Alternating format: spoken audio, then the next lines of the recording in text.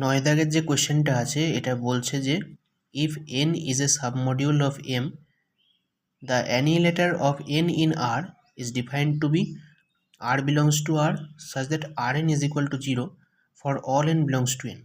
তার মানে এখানে আমার ডিমান্ড কি আছে, এখানে আমার আরগুলো দরকার, রিংয়ের এলিমেন্টগুলো দরকার অ্যানিহিলেটর অফ n in R এর মধ্যে। অ্যানিহিলেটর অফ n in R কি হয় আলটিমেটলি, ওটাকে লেখা হয় যে n of n capital N সাফিক্সে ক্যাপিটাল R, ঠিক আছে।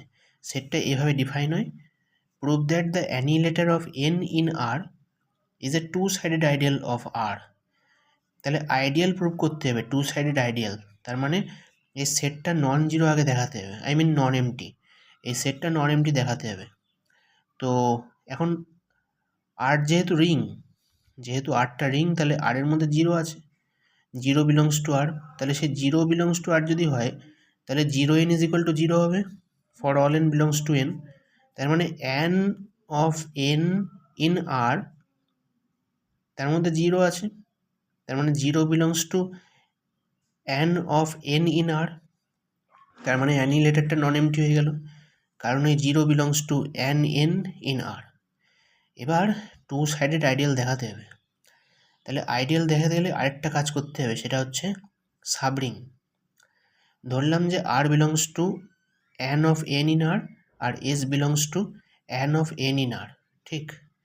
তাহলে আমাকে কী করতে হবে, যে আর মাইনাস এসটা এর মধ্যে আছে কিনা দেখতে হবে। তাহলে আর মাইনাস এস অফ এনটা কত হবে, আর এন মাইনাস এস এন। তাহলে আর মাইনাস এস বাইরে N.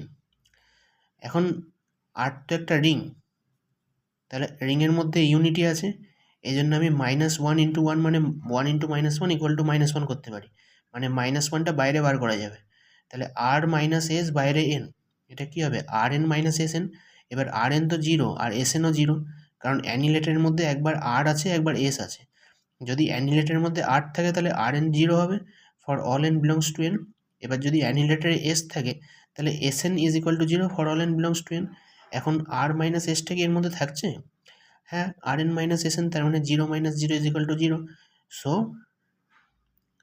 R belongs to annihilator of N in R, S belongs to annihilator of N in R, so R minus S belongs to annihilator of N in R.